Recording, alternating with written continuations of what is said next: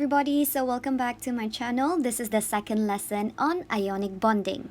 The lesson objective for today's lesson is to describe the formation of ionic bonds between metals and non-metal atom. What exactly is ionic bonding? Ionic bonding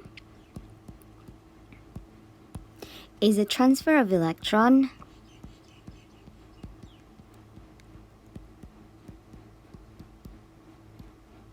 from a metal atom to non-metal. The key word here is transfer of electrons. You need to keep this in your mind. Okay, so formation of ionic bonds results in the formation of what you call the ionic compounds. So if you see any compounds that has metal and a non-metal atom, they will be considered as ionic compounds. The first example inside your notes on page 22 is on sodium chloride.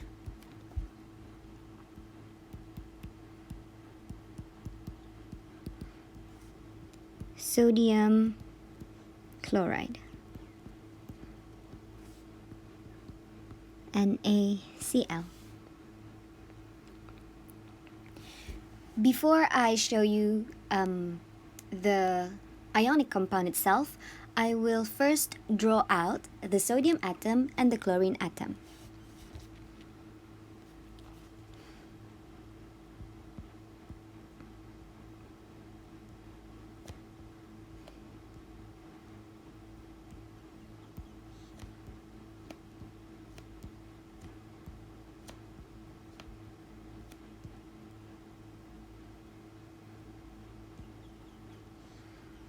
My electronic configuration is 2.8.1. My chlorine atom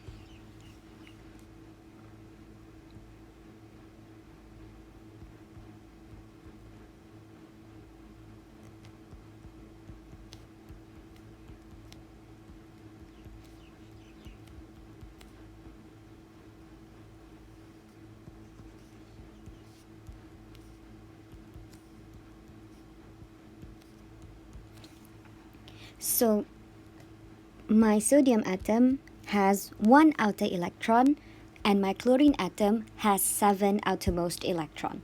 What happens is, if you can look at my figure that I've just drawn, one atom was drawn in dots and the other atom was drawn in crosses. So bear in mind, if you want to show the dot and cross diagram, one atom has to be a dot, the other one has to be a cross. What happens is, in the formation of ionic bonding, transfer of electron happens from metal atoms to non-metal atoms. If you look at this part of the chlorine atom, it is still running out of electron. And where can you get this one electron from is from the sodium atom. So this sodium atom on the outermost shell will be transferred to here.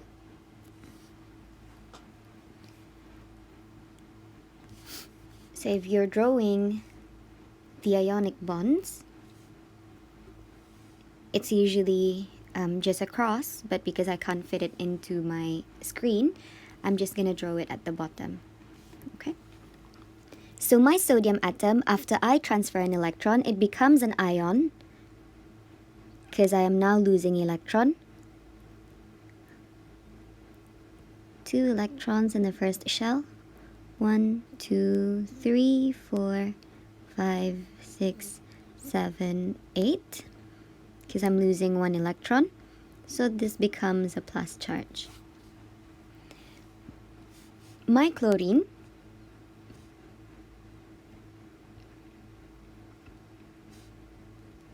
this is a cross.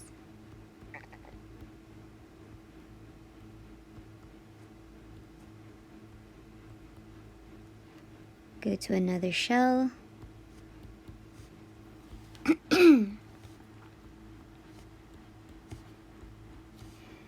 the electron that I'm gaining from sodium atom will remain as a dot.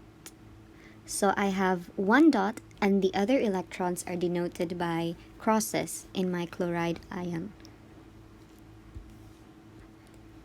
Don't forget your bracket. Because I'm gaining one electron, then my charge is minus. So here is my dot and cross diagram. This is my dot and cross diagram for sodium chloride.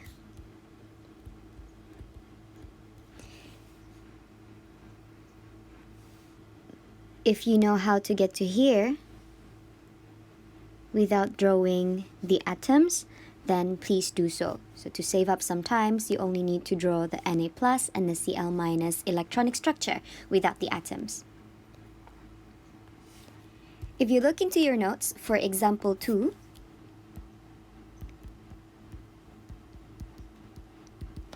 is on magnesium oxide.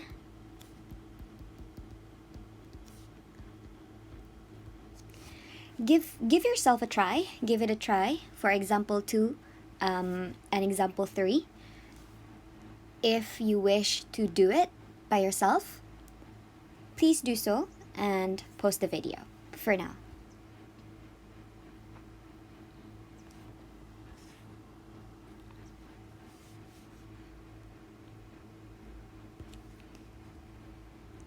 So for magnesium oxide,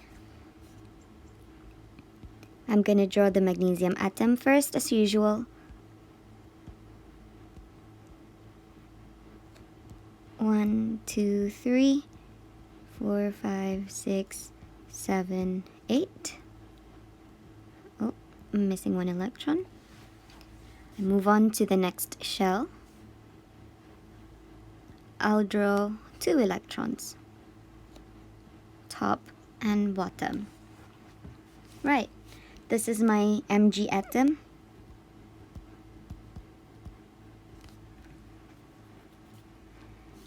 My oxygen.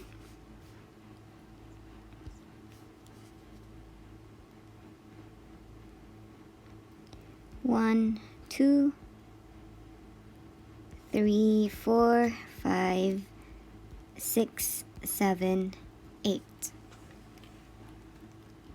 Oxygen atom. Again, if you look in this diagram, this part and this part of oxygen atom needs electrons. So where can you get the electrons from?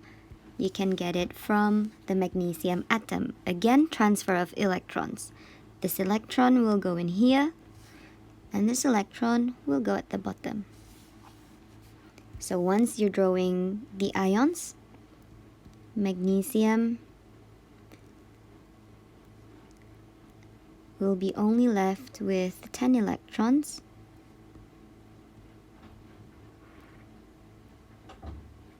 Because you lost 2 electrons, don't forget to give it a bracket, and this is a 2 plus charge.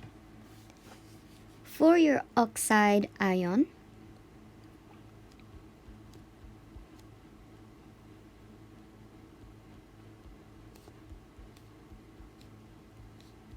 you gained 2 electrons. You can show this by dots. Don't forget your brackets. Don't forget your charge.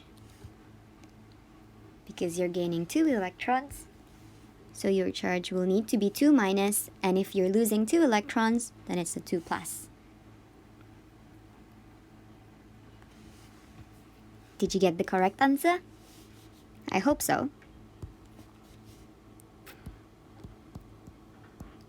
Here goes example 3. If you still haven't done it, and you want to give it a go, just pause this video for now.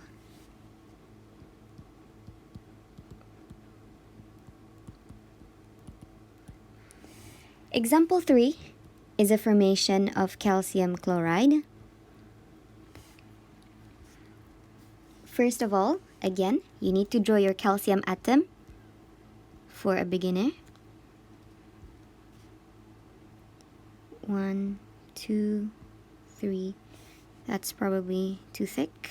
I'll just do that once again. 1, 2. Move on to the next one. 3, 4, 5, 6, 7, 8, 9, 10. Excuse my drawing. Third shell.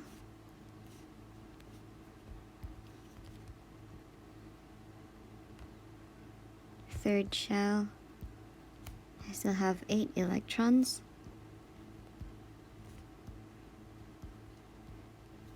And my fourth shell, I have 2 electrons. Whereas my chlorine atom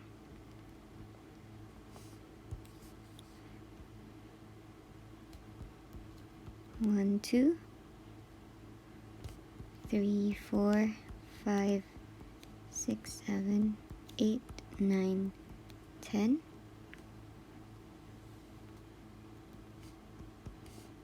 3, 4, 5, 6, 7.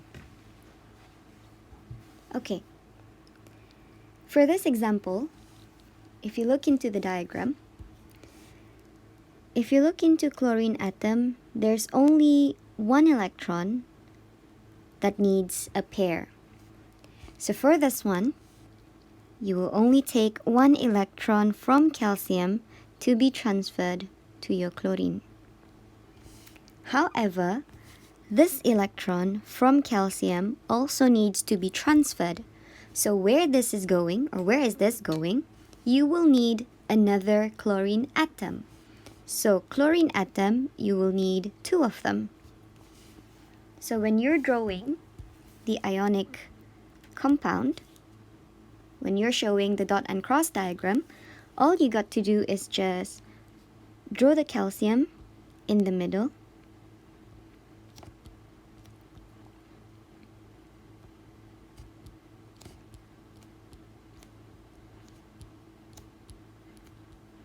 You've lost 2 electrons. Oh, hang on. There should be another shell.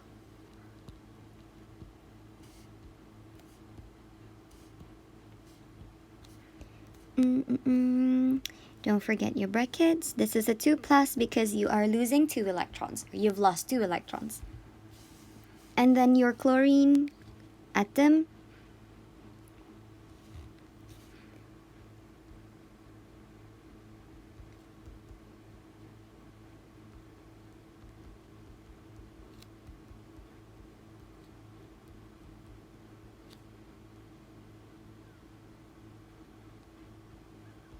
because it gains 1 electron each. So that's 1 chloride ion. Then you need to draw another one.